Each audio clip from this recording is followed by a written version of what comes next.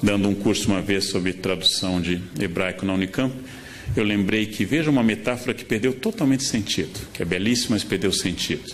As metáforas agropastoris da Bíblia. O reino de Deus é semelhante ao grão de mostarda. Eu sou a videira, vós sois os ramos.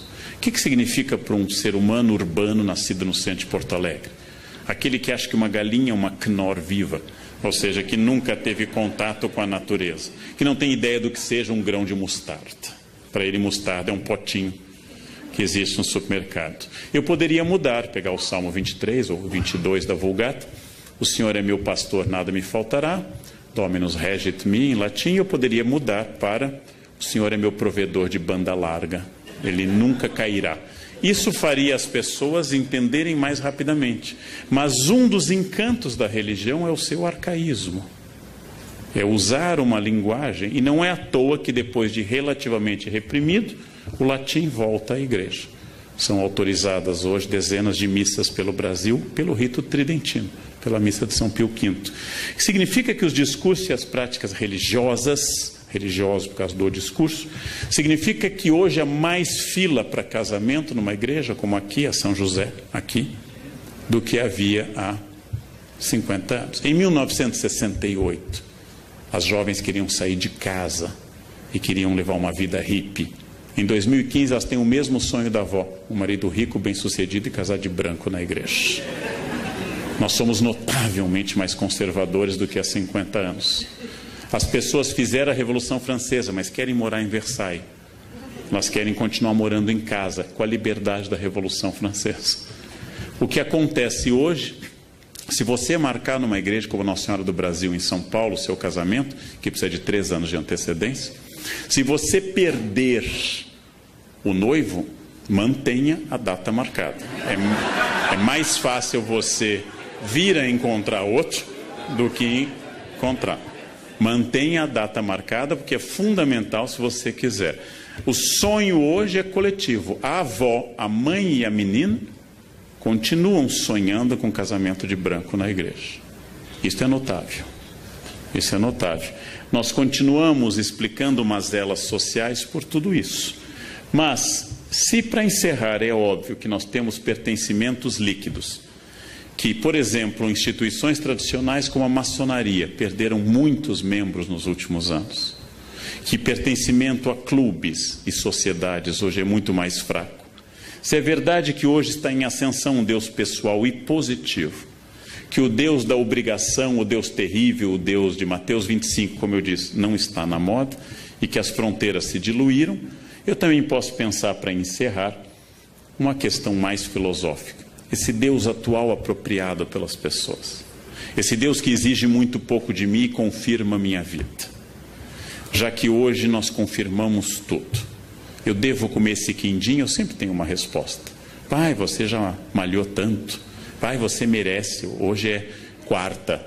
Tanto faz o dia, né? Hoje é quarta, né? Amanhã você corre mais na esteira. Eu sempre tenho uma justificativa. E as pessoas colaboram. Elas nunca dizem isso, não como não. Elas dizem... Ai, como você merece. Né? Se você não comer, vai fazer mais mal ainda se você não comer. Né?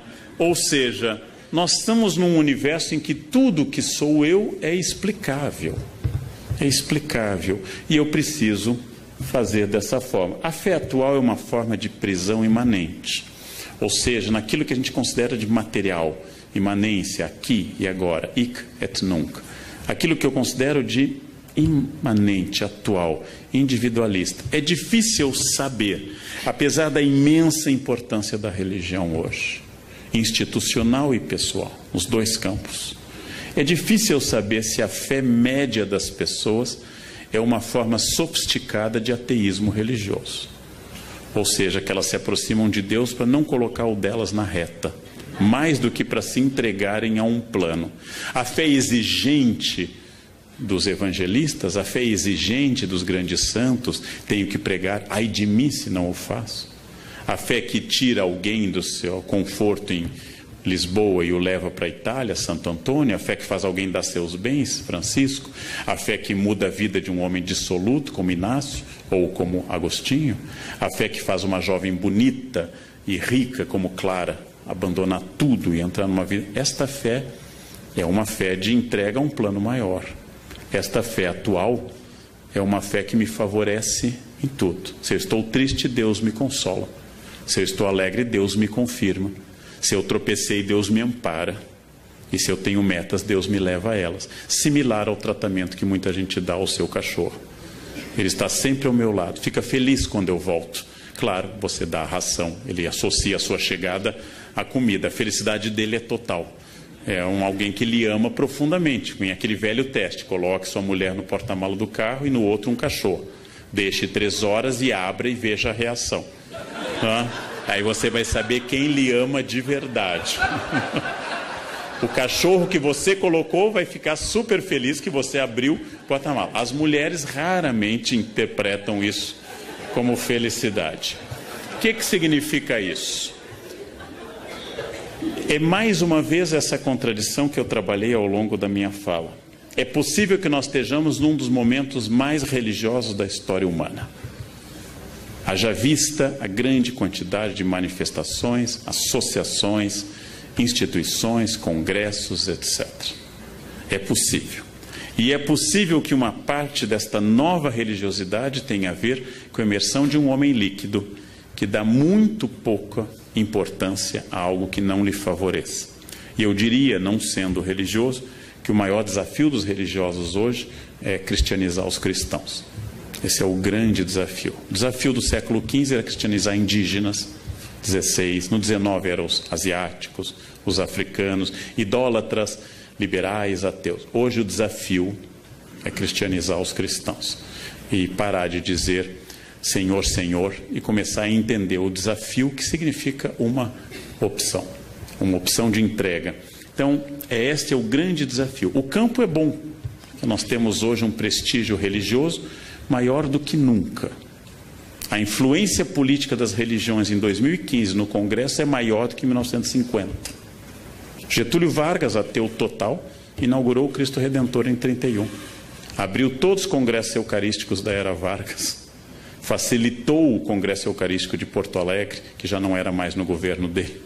Ele já estava deposto. Ou seja, porque ele sabia, como Napoleão, que perguntado pelo Papa Pio VII, você pode governar sem Deus? Napoleão diz, sem Deus eu posso, sem os bispos não. Então, esse é o aspecto prático de um homem prático como Napoleão ou como Getúlio, ateus como Potes. Agora, esta é a questão e o grande desafio contemporâneo. Esta é a grande questão.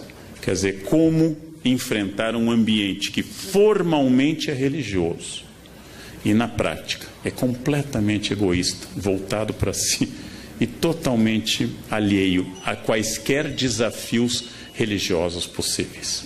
Né? Como falar de Deus para quem tem Deus no carro, na casa, na camiseta, mas só não tem no coração e na atitude. Esse é um desafio, é o mesmo desafio de sempre. Como falar da lei para doutores da lei, para escribas e para fariseus, aqueles que pagam o dízimo sob o cominho e não entenderam o básico. Esse é o desafio contemporâneo do mundo líquido. Era o que eu tinha a dizer na hora que me reservaram. Muito obrigado pela atenção dos senhores. Obrigado.